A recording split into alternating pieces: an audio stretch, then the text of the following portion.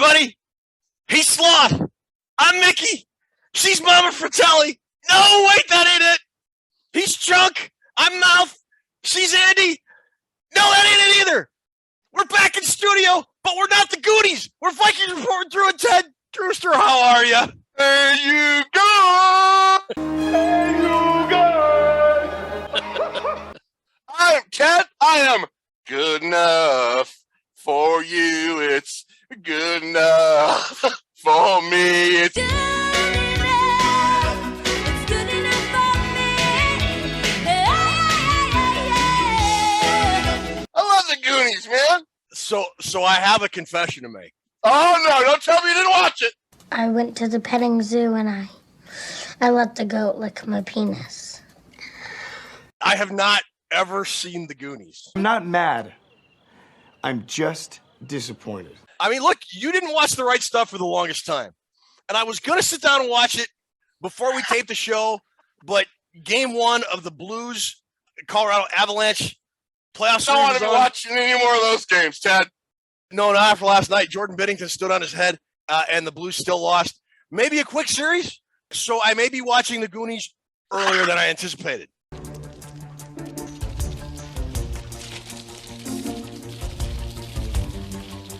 Didn't start out real good at the box office for sales, but became a real legendary movie. And I'm a little biased because my friend John Matuszak's in it. So because I'm a serious professional and I do substantial show prep, I'm a professional. I'm serious and I'm a professional. I was looking at the cast of the Goonies. And there are some, I mean, like, Dude! those guys were big time in the 80s, but some of those guys are still big time stars. The casting is crazy. Right. Sean Astin, Corey Feldman, Josh Brolin. very young Josh Brolin, Yeah. the great Ann Ramsey. Ellen!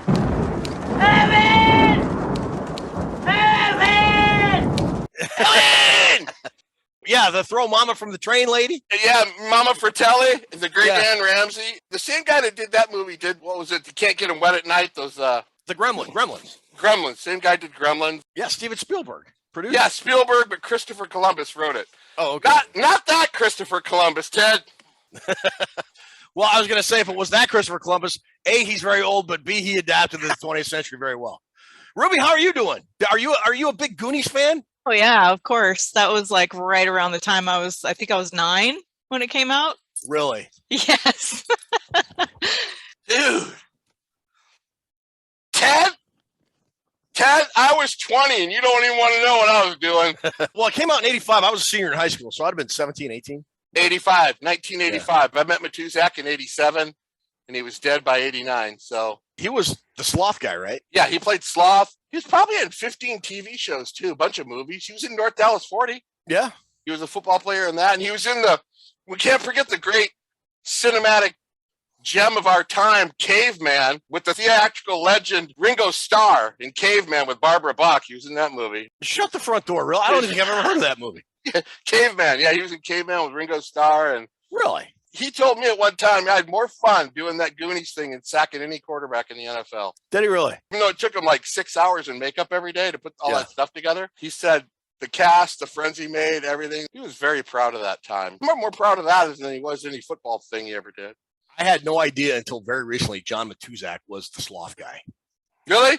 Really? Yeah. You know, if you look at that scene when he was fighting the Fratelli brothers, you could really see the size of John Matuszak. Haven't seen it. Well, yeah.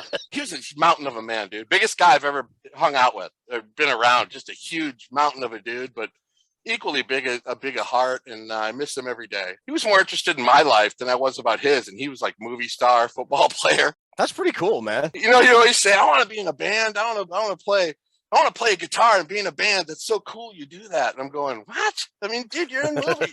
You don't want to play a guitar. And look at the size of you, dude. You can't play guitar. Freaking King Kong playing foosball.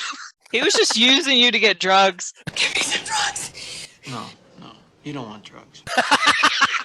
Well, you know, it's funny when my car broke down. My car broke down once. I needed $600 or $800 to fix it, and I was 22. And you didn't have money put aside to fix your car when you're 22. Here you go, get your car fixed. And I started thinking, well, a really nice guy. But I started thinking, I ran a lot of errands for John, so it's probably important that I had a car. Errands. That guy helped me out with so much. He would never ask for anything in return. He was just a very, very genuine dude. Well, speaking of genuine dudes, that would be you and I are finally back in studio after what seems like about a 6 or 8 month string of live TV shows. We got some new contests coming up. We're finalizing them, and we're going to announce them on next week's show. We're also bringing back our fantasy football game. That'll be a contest. And we also have a new segment starting this week. It is our draft pick review and depth chart analysis segment. So what we're going to do, we kind of hinted at this earlier in earlier episodes. We're going to pick one player or players in a position group that were drafted this year. Drew's going to talk about them kind of like he did when we were doing our draft breakdowns. And then we're going to kind of look at that player and see where he may or may not fit into the 2022 Vikings depth chart. We also got news. We also got trivia. But before we go any further, Drew? As the great Alan Shepard once said, Ted, I saw it. The great Alan Shepard said, Ted, I'm cooler than you are. So why don't you fix your little problem and light this candle? He's right. Light this candle. Yes! Resume the countdown! All right, I'm cooler than you are. Why don't you fix your little problems and light this candle? He's right. Let's light this candle. He surely is. Light the candle. Yes. Resume the countdown. For those of you who watch Vikings Report, Ted's always said if you see the right stuff, I say no every week for a year. Well, I saw it 2 days ago. He finally watched it, so now I'm obligated to watch the Goonies. I'm just going to say my turnaround on watching the Goonies is going to be a lot shorter than your turnaround on watching the right stuff. I'm just throwing that out there. I asked Ruby, can I do the truffle shuffle to start the show? And she said, if you do that, I am resigning. So I can't do it. So, Vikings news this week. Had a milestone birthday in Vikings lore yesterday. Harry P. Bud Grant, the greatest coach in Minnesota Vikings history, turned at 95 years young. First of all, happy birthday, Coach Grant. The memories you gave coaching some of those great Vikings teams of my youth are memories that I'll carry with me forever. I hope you have a wonderful day and many more years ahead of you. The greatest football coach of all time. Yeah. Mr. Bud Grant. 95, Ted. What a gamer. Yeah. You know what? 95, you stick him on the sidelines, put a headset on him, he'll still get you a win. That guy's badass. I bet you could still beat the Bears 27-10. He was... You know, he was a first-round pick himself. 1950, first-round pick, 14th overall to the Eagles. And he was also a first-round pick in the NBA, I believe. Now, how many guys have done that for that time period? No, it was unheard of. And he played defensive end, led the Eagles in sacks his first year, and then switched to wide receiver. Now, how many guys do that? You know, and it kind of irritates me about Grant is that whenever anybody outside the Vikings fandom bring up Bud Grant, first thing they think of is the Super Bowls. He was so much more than that. You said that you've never lost sleep over losing a Super Bowl. I do sleep. You know, I mean, I may anguish a little bit because you can't feel good about losing. But, you know, my life wouldn't be any different if we'd won 4 Super Bowls. I mean, I'd still be here. We'd still be doing this. And it wouldn't be any richer or anything like that. He had a tremendous run as Vikings coach. He had a tremendous run as a head coach of the Winnipeg Blue Bombers in the CFL. He won an NBA title playing for the Minneapolis Lakers with the great George Mikan back in the day. I mean, he's an accomplished hunter. He's an accomplished fisherman, raised a family. I mean, he is just like this larger-than-life character to me when I was a kid and still is to this day. Bud liked tough players who thrived under cruel conditions, yet harsh words were never part of his vocabulary. Overall, he had a plan. He got the players for that plan and goddamn executed that plan perfectly. He did. And, you know, it's hard for younger Vikings fans to imagine having a team that you expected to win week in and week out. You and I are Michigan and Ohio State fans, and we expect our team to win every week. It's just expected. Sure. It's not hoped for. It's not, well, maybe if this, that, and the other thing breaks their way, they can steal a win here. You expected the Minnesota Vikings to not only win, but win convincingly, win the division, and make a deep playoff run every single year. And they pretty much did, with the exception of maybe 1 or 2 under Bud Grant. Exactly right. When you hear a lot of people talk about, Paul Krause or just people talking about their past history with the Vikings, Alan Page, everybody. It always starts out with, well, Coach Grant wanted us to do this. And Coach Grant had a plan. And Coach Grant wouldn't allow this. And Coach Grant. And it was always Coach Grant. Right up till now, it's Coach Grant.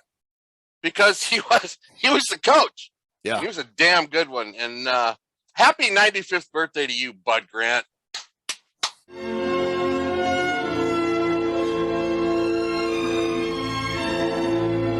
So, kind of fast forwarding to more modern times, the draft is over, Drew. The free agency period's pretty much over. They had rookie minicamp right after the draft. Yep. We're now on to the first OTA with the full team practicing. And, I never really pay a whole lot of attention to these, but I think maybe it warrants a little bit more attention than in previous years since there's a brand new coach, brand new coaching staff. And kind of the big piece of information that I saw coming out of that was the battle for the offensive line. The offensive line has been a hot mess for the Vikings since 1987, I believe. You suck, you jackass. You ever go bowling? I've done a lot of bowling. So it feels like the Vikings offensive line is trying to bowl with a square bowling ball for the last 10 years. A square bowling ball doesn't do you any good. What's the highest game you ever bowled? Oh, I'm not good. No, I mean, if I break 100, I consider it a successful game. My dad was a great bowler. He was in the league. He had trophies, everything. My old man could roll a bowling ball. Step aside, Pagliacci, whilst the captain warms up. No way. Yeah, that's so cool. I never knew that. That's cool. You put him in his prime, and I would lay money on him over almost anybody. Over like Earl Anthony? I don't know about the pros. You put him in a beer league, he'll kick your ass 20 times a night. Strike to claim it. A strike to claim it. And he got it! That's number 5. Are you kidding me? That's right. Who do you think you are? I am. Did Don Glover throw the curve? Did he throw the Yeah, oh yeah. Like he had his own custom-made bowling ball and shoes, the whole 9 yards. The man did not scrimp on his bowling attire at all. I did not know that. But getting back to the O-line, right now it looks like Jesse Davis and Chris Reed are going to be battling it out for the top job at the right guard spot. And they're still running Garrett Bradbury out at center, and it looks like he's going to be the guy. Early thoughts on that? You happy, sad, indifferent? Do you even care anymore about the offensive line and talking about it? Because I don't. Don't care anymore. Don't care anymore. I kind of almost don't. I just going to say, look, the O-line's going to suck until they don't. You're funny, dude. That's kind of how I feel about the whole thing. You know what? First thing that comes to mind is Wyatt Davis. Is this the end of the line for Big Wyatt? Yeah. Is this it for him? If it is, it's going to be a bigger mystery than Bigfoot with Brett. What's his name? Brett Jones. Brett Jones and Bigfoot Sasquatch Jones. Because after watching Wyatt Davis and doing a draft write-up, to have me sit here and say that guy would never take a regular season snap in the NFL is beyond X-Files, Ted. I watched him play every game at Ohio State, and I guess I'm coming around to the fact he's just not very good. Is it injuries? Is it attitude? Is it a combination of both? Is it something that he was just so overrated, which I find kind of hard to believe he was I don't think he wants to overrated. play football anymore. He just doesn't want to play. Man, I don't know. Lawrence Fishburne's going to do a show on him on Unsolved Mysteries or History's Greatest Mysteries or something. Lawrence Fishburne? Wasn't that Robert Stack? No, that's Unsolved Mysteries. History's Greatest Mysteries is Lawrence Fishburne. Is there anything Lawrence Fishburne hasn't been on? I mean, no, he's been on everything. Just like your mom. I don't like that language. This is for Quiet Wyatt. Stop it. We're stupid. We're so dumb. There you go. Now we're off. Thank you for joining us. Now we're ready to rock episode 62. I don't know about the offensive line. I just hope at this point, get somebody at right guard. Everything else seems to be figured out. The Vikings aren't making anything public about being worried about Garrett Bradbury. As far as I'm thinking that they think that guy's the center. Maybe they have a plan for him like they figured out with Brian Allen on the Rams. Maybe they have a plan for him to be better in the pass rush than he was on the Vikings. They don't seem to be worried about it. No, but they're also hedging their bets because they didn't exercise his fifth-year option either. So I don't want to hear about J.C. Treader anymore. Stop with that. No, stop.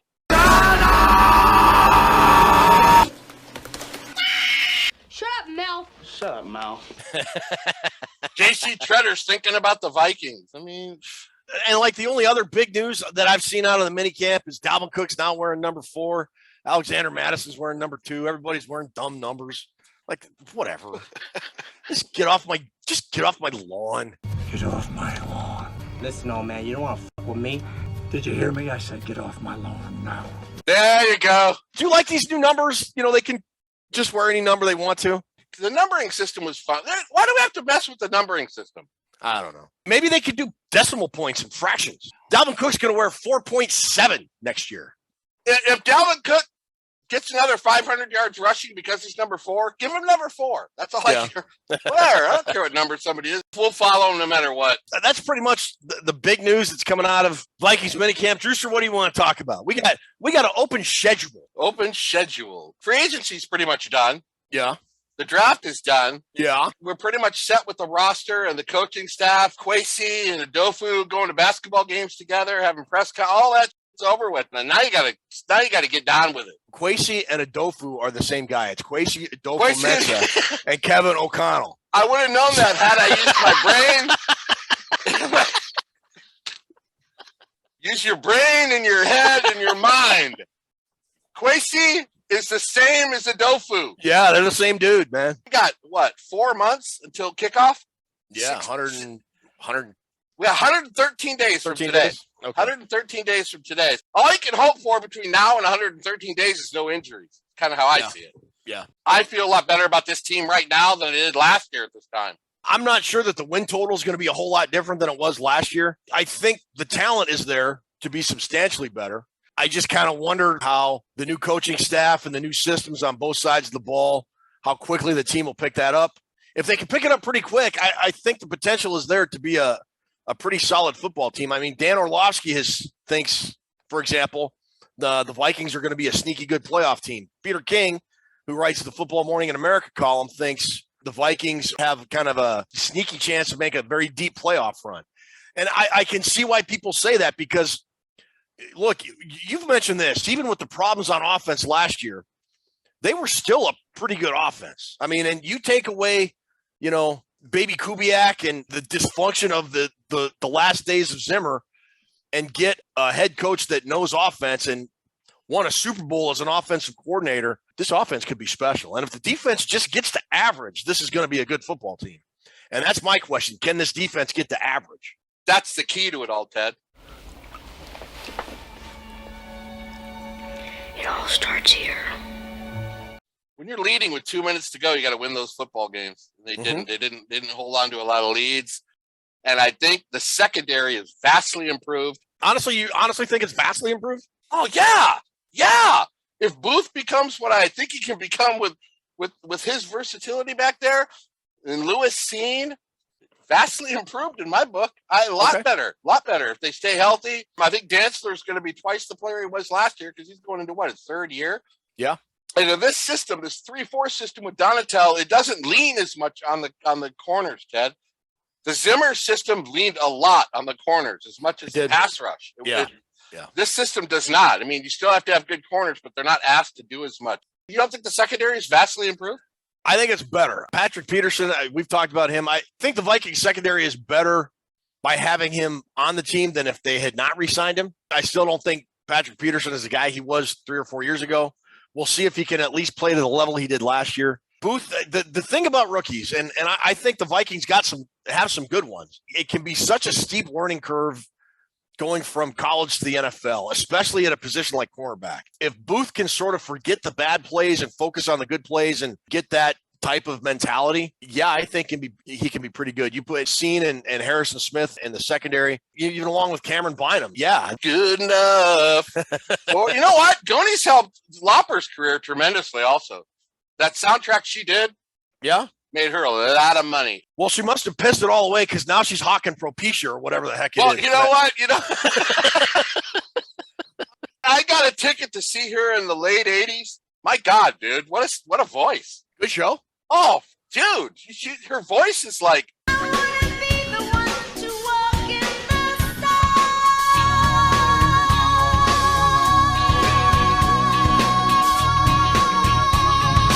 Did she bop? She did she bop. She did all that. She did all that stuff, man. And she didn't look half bad up there either. She looked pretty all right. The secondary, let's not forget, the secondary is going to get a lot better because Zadarius Smith and Hunter are there. And I think that has a lot to do with, when I talk vastly improved, the pressure that Hunter and Zadarius Smith are going to be able to put on is going to help that secondary a lot. Now, the Vikings were up there in sacks last year. What were they, second or third as a team? Top 5, yeah. Top 5 without Hunter, without Zadarius Smith. But conversely, that didn't seem to help the secondary because the secondary got burned repeatedly and bad. Because you had freaking Breland out there, Ted. No, you know what? My concern for the corner and rookie, usually 3 years. Usually you don't settle in for 3 years. I mean, some guys hit the scene running and they're ready to go, but that does concern me. But I think the pass rush that we're going to be able to generate will help the secondary. And I don't know how anybody can have any complaints about this offense when you consider Zimmer and Kubiak were running it. Look at the change there. So I think a lot of people just look at the players. You get Cousins, Justin Jefferson and Thielen and Dalvin Cook. The plan of the scheme that comes in with that is huge with that. Changing over to O'Connell, Ted, is it's big. First of all, that's what she said. And speaking of offensive schemes, sorry, I'm done. We're sorry. Good night, folks. You know what? It's been the worst part about having 3 weeks off without studio shows. Right. Just hanging out with you, brother. So another nugget that came out from these OTAs is it looks like the Vikings, at least early on, might be using Dalvin Cook more as a receiver, especially in wide receiver bunt sets, 3 guys off to one side or whatever. And that potentially could be an explosive dynamic for this offense because I don't remember the Vikings using Dalvin Cook as like a downfield guy. He was more as a receiver. He had a lot of yards receiving, but he was more of a safety valve, a guy, get something in the flat, make a guy miss, and then you're in the secondary and you're getting yards. Using Dalvin Cook as like another wide receiver, I'm really intrigued by that possibility. What is the alignment? Tight end and then 2 wideouts and Dalvin makes the 3rd wideout? I think so. I didn't really see other than they were using Dalvin Cook in wide receiver bunch sets. So that could be something worth keeping an eye on. Dalvin Cook, you get on the ball however you get on the ball. Exactly. Just get on the freaking ball. Yeah. I think the Vikings offense is going to look a lot different. It's going to be a lot more efficient, and they're not going to lead the league in 3 and outs. And one thing you mentioned about Zadarius Smith and Danielle Hunter in the pass rush, I think we've mentioned this on previous episodes. 3 years ago, because Danielle Hunter's had 2 season-ending injuries. 3 years ago, Zadarius Smith and Danielle Hunter were 1 and 2 in the NFL in pressures. If those guys are those guys, wow. You talk about pressure that opposing quarterbacks are going to be under, and you talked about the pass rush being the key. With an improved secondary and a lot more fierce, consistent pass rush, I like where this defense is headed. They still have a ways to go. They were bad last year. I don't think they're going to be nearly as bad this year as they were last year, but you see potential where, like in 2020 and 2021, you're like, where are your playmakers on defense? Who are they? And now I think there are some. I think it all comes down to the health of the defense. Yeah. The depth is still worrisome. If those guys stay healthy all season, I'm picking up what you're putting down, Glover. Yeah? Like Don Glover throwing a solid 300. I'm picking up what you are putting down. I don't know if my dad ever bowled a perfect game. I never did ask him, but I'm gonna say he did. He could sling that. He could sling the rock, man.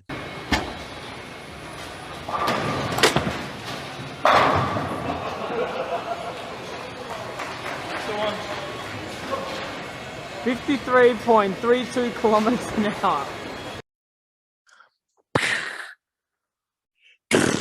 Quite frankly, Ted, and I don't want to seem like a naive fan drinking the Kool-Aid or whatever. I'm not a Kool-Aid guy. I've been watching the Vikings 50 years, and I'm usually the downer, skeptical guy.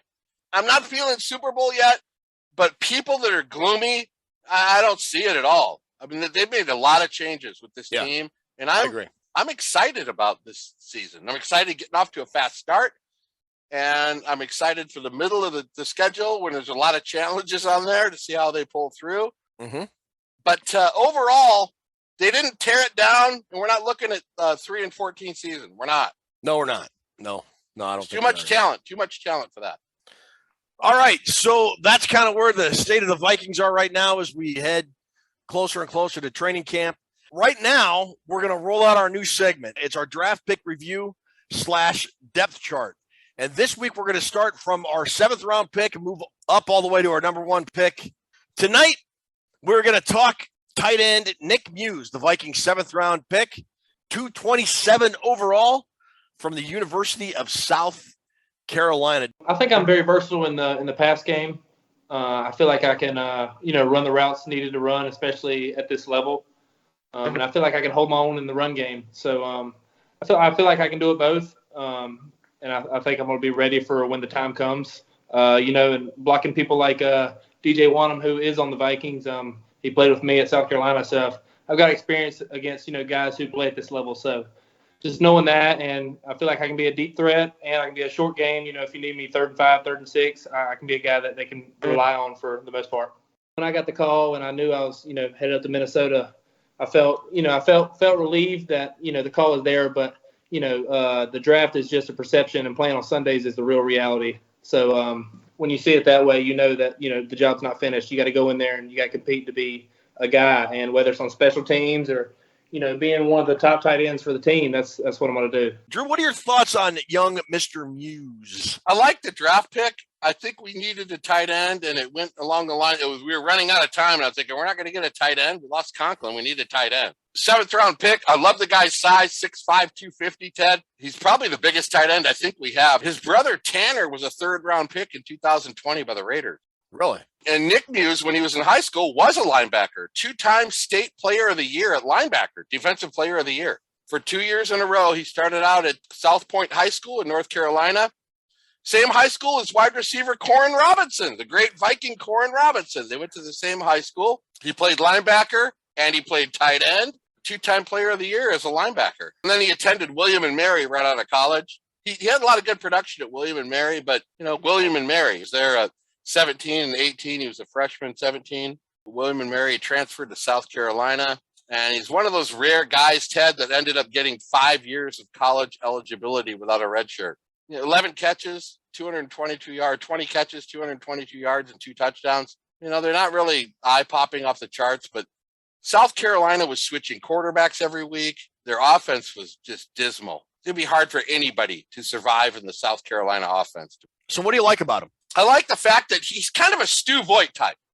He's kind of a short to mid-range kind of tight end. He's not going to juke people out to get open. He's going to have to use more of his route running ability to get open. Is he going to go to prison for securities fraud in the future? Greed is right. Greed works. Greed clarifies, cuts through, and captures the essence.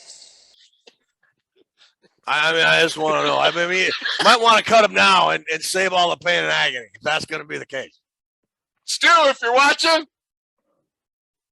we kid because we care. Whatever that saying is. I hope not, Ted. The part that you got to like about him is he's a solid short to midterm tight end. Receiving wise, he's a very smart player. He's got a lot of experience. He played on both sides of the ball. So being a linebacker, he kind of knows how linebackers are looking at him. Mm-hmm. And I think that helps if you played on both sides of the ball.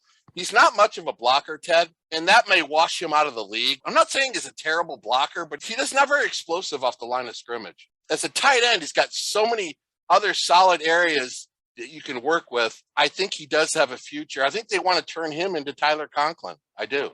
Okay. Every door is open for that. You look at the Vikings depth chart, I think is very muddled after Irv Smith Jr. Assuming he comes back healthy, he'll be your top guy. Behind him, you've got the key free agency signing of the offseason, Johnny Munt. Then you've got Zach Davidson, Ben Ellison, and young Mr. Muse. And I'll point out to you, Ted, we got 5 tight ends on this roster, right? Yes. Totaling 13 years of NFL experience. That's it. That's it? That's it. Munt and Irv Smith control 9 of those years. So out of the other 3 guys, there's only 4 years of NFL experience. The Vikings are extremely young at tight end, extremely young. If you look at Munt's numbers, he's no receiver. He's a blocker. Yeah. Well, I mean, they need a blocking tight end, though, too. They do, and he's a better blocker than Muse. It's just the fact that what would you rather teach to a guy, blocking or receiving for your tight end? Yeah. I would think in the O'Connell offense, you'd want more of a pass-catching tight end. Right. But you're not going to bring Johnny Munt over and then cut him. Are they going to hold 3 on the starting roster? I think it kind of depends on what they're going to do with C.J. Ham. If they're going to use C.J. Ham, I'm thinking 3, maybe 4. I mean, and you figure Irv Smith Jr. and Munt are probably close to being locks for the roster. So that leaves maybe 1 or 2 spots between Davidson, Ellison, and Muse. Exactly how I look at it. Yeah. Do you see Muse either beating out Davidson or Ellison this year? I think it's an equal race all the way on there because they got, Ellison's certainly got the experience and he's got some size as well. And he's a really good tight end himself. I think it's a pretty much even going right into it. I mean, the fact that DJ Wanham's probably speaking up for Muse because they played together at South Carolina. Matter of fact, Muse's best friend on South Carolina is DJ Wanham's younger brother, Dylan Wanham. Really? Yeah, Dylan Wanham and Nick Muse were like their best friends at South Carolina. Dylan Wanham is a really, really good offensive tackle who's coming up through the ranks. He'll be having his senior year there at South Carolina. But Dylan Wanham will be a guy we can look at next year during our draft roundup. Comes to the Wanham family, they'll be speaking up for Nick Muse. Like I said, the blocking stuff, it's going to be a work in progress. If he doesn't work out as a blocker, he probably won't work out at all. So do you think he's a good candidate for the practice squad then? Yes. Him, Ellison, and Davidson. Man, that is a 3-way race to see who gets that 3rd spot. And if you figure Irv Smith Jr. is going to be the Tyler Higbee role, Munt is probably going to just reprise his role from what he did with the Rams. Although they talked about him being more involved in catching the ball, becoming like a Tyler Conklin type. I hope he makes it, but I'm looking at this roster of tight ends, and I'm thinking, barring an injury or something, he's going to have a hard time leapfrogging Ellison and Davidson to get that 3rd spot. But that's just me. If he can't pick up the blocking, he's going to be limiting his downs, which means he limits his play. And if you don't play, you end up like Sloth eating the baby Ruth. And now, the final crowning touch to this game.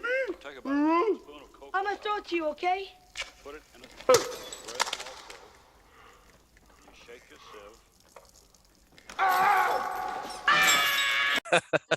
Last thing, do you think Nick Muse will make the final 53-man roster, yes or no? I hate doing this because all the guys we predicted last year didn't make it. I am going to say he does not make the final 53. I'm going to agree. I'm going to say no. Does he make it onto the practice squad? Yes. I'm going to say no to the roster, yes to the practice squad. So we are both no, yes to practice squad. I think the potential is there for him. I think he's a Tyler Conklin type. Hello? He froze. Ted. Can you hear me? Yeah, he's a Tyler Conklin type. I just don't think he's going to be that guy this year. All right, so that'll do it for our tight end segment. And because we do such serious professional show prep, I can tell you right off the top of my head that next week we'll be doing wide receiver Jalen Naylor. Naylor? I barely touched her. Minor, I hardly know her. Oh, we're so dumb. What is wrong with us? No, listen, Ted, there's a part in Goonies where the mom brings home the Spanish housekeeper. I would really like the house clean when they tear it down. Clark, can you translate? Si no hace buen trabajo. Será encerrada aquí con las cucarachas por 2 semanas sin agua y sin comida. Okay, Rosie? Okay? You're going to be very happy here. You gotta see it, dude. It's so good. All right, so next week we'll talk about the young kid from Michigan State, Jalen Naylor, wide receiver, depth chart. For now, we're going to go to a commercial. We'll come back with Toonces Trivia, and we'll wrap the show up. Oh, my God, I forgot all this. Poor John. What an early death. What a sweet, gentle lion. You've heard the story about John when it took hours to put this makeup on. And when we did the sequence in the water, when they first see the ship, and I said to the kids, whatever you do, don't get John's makeup wet, because if you do, it's going to get ruined. And they said, oh, don't worry, we won't. They jumped in the water and ran right over to John. Here, this guy had been in the maker for 5 hours. Never said a thing. Wow. He said, do I have to do this again? I said, I'm afraid. And I think he'd kill the kids. Oh, my God, look at this. Look at that eye that we had to put in, that the slanting eye. And oh, gosh, this process is extraordinary. Poor John. He died so young. Look at the smile. It's that smile comes through. This was a sweet, gentle giant. Scary as hell. Even scary to me. But put his arm around you. And it was like, wow. Wow. I'm flying.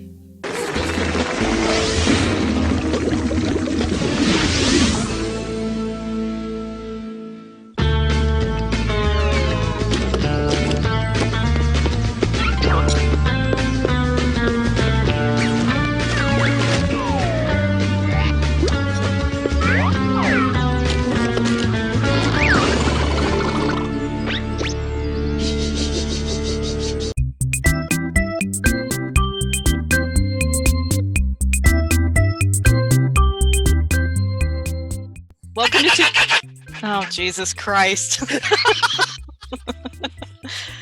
All right, here we go. Welcome to Toonces Trivia. How you guys doing? Oh, if I was any better, I'd be against the law, Toonces. How are you? I'm doing good. I'm doing good enough, man. Goonies, man. Let's go. All right.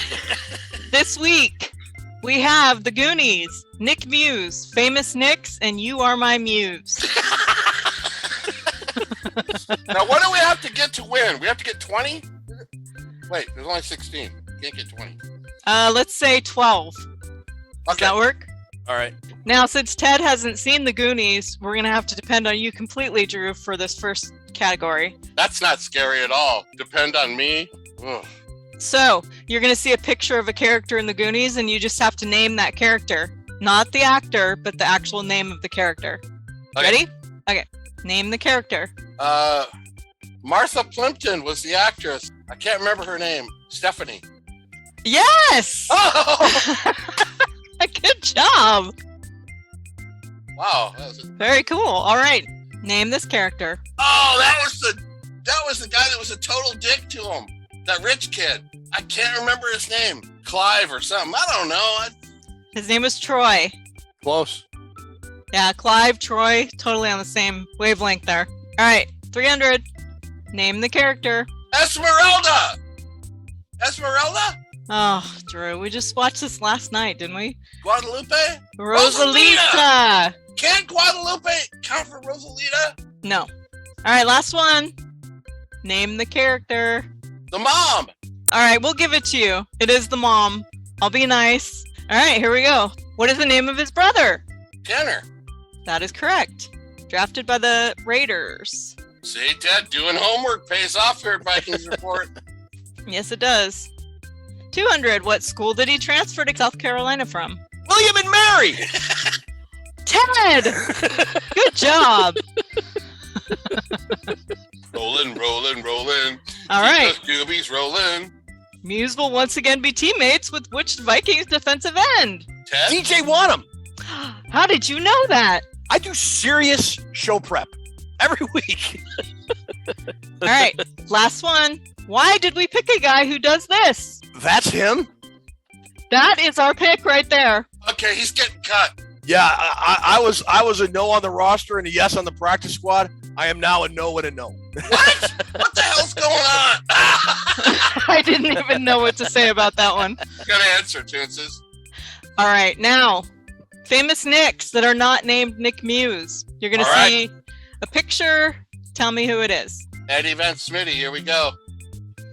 Name the Nick. Nick Nolte. Nick Nolte. Jesus. Yes. What the hell's wrong with Nick Nolte? Nick Nolte looking hot. Well, he's 31 and he's a Vikings fan. Okay. Is he really a Vikings fan? I have no idea. I was going to say that's the problem then. All right, for 200. Name the Nick. Oh, hey. Give us a audio hint. We'll try to guess it. This was the guy from Parks and Rec, Ron Swanson. Oh, Nick Offerman. Yes. Okay. I don't know why that didn't come up. That's really weird. All right. That's what she said. Come on. Sorry. I'm sorry. Well, you would have got it anyway, so. All right, for 300. Name the Nick. Oh, Nick Lachey.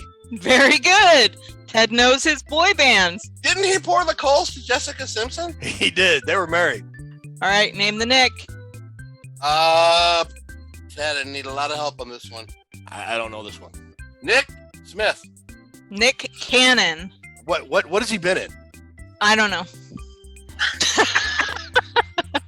I know he's famous, but I have no idea what for. Note to self: Google Nick Cannon. All right, you are my muse. This category is about Viking players that are or have been motivational to other people. Okay. For 100, this motivational speaker played for the Vikings from 79 to 85. Keith Nord. Yes, very good. Well done, Drew. I wasn't sure if you guys were going to get that one. Very good. Come on now. All right, this former Viking has received multiple awards judging the impact he has made on the lives of children throughout the nation. Alan Page. Alan Page, yeah. Correct. Good job. Bling, bling. For 300, this former Viking and Christian motivational speaker uses his challenges with substance abuse to speak at engagements. Chris Carter, maybe? Yeah. That is correct. Hey, what school did Chris Carter go to? Why every week? Why is Hey, what school did this guy go to? Oh, here we go. This former University of Michigan great spoke on behalf of Sports Illustrated Nissan Heisman Tour. Steve Hutchinson. Charles Woodson. He never played for the Vikings. Never played for the Vikings. Anthony Carter, maybe? Yeah, there we go. Okay, Drew. That's not acceptable. What? You couldn't get the Michigan guy? No, I could. I wanted Ted to answer just so I could rub salt in the wounds with the Buckeye. All right, you guys win. Thank you for playing. We'll see you next week. Thanks, Ruby. Thank you, Toonces. Another great trivia. Awesome as always. Buddy, we got to end this show because my sides are hurting from laughing too hard. Seriously. This is a good show, though, right? I hope so. I hope the people like it. Speaking of the people, we just went over 9,000 subscribers, man. Can you believe that? Thank you so much, everybody. When we started doing the show, I really didn't know what to expect other than we'd probably have a good time doing it. Even my wildest expectations, I didn't expect 9,000 subscribers inside of 18 months. So thank you. For those of you that watch, subscribe. If you're just tuning in now, like, subscribe, ring the bell, ding, ding, ding. And I hope you'll come back. I hope you like what you've seen and you come back for more. Happy birthday, Bud Grant. Thanks, Drew. Thanks, Ruby, for all the things you did. Nick Muse, take better pictures, and we will try to do better the next time Drewster take us home. So good to be back in the studio with you, Ted. Thanks to everybody for tuning in for episode 62. We're going to put a bow on it. Ruby, thanks for that awesome trivia and producing this great show. Johnny Matuszak, you are a great person. It's fun talking Vikings, getting back into it. We got a lot of stuff ahead, Ted. We got contests. We got new contests we're going to talk about next week. And then we got our usual contests coming up. Ted, thank you for being a great host and making me crack up all the time. That's about all we got. We're going to see everybody next week, next Saturday for another show. Thank you, and say good night, Ted. Good night, Ted. Good enough. Hey, kid, I want you to spill your guts. Tell us everything. Everything. Okay, I'll talk. In third grade, I cheated on my history exam. In fourth grade, I stole my Uncle Max's toupee and I glued it on my face when I played Moses in my Hebrew school play. In fifth grade, I knocked my sister Edie down the stairs and I blamed it on them. Sent me to a summer camp for fat kids. And then once during lunch, I got nuts and I pigged out and they kicked me out. But the worst thing I ever done, I mixed up all this fake puke at home, and then I went to this movie theater, hid the puke in my jacket, climbed up to the balcony, and then I made a noise like this.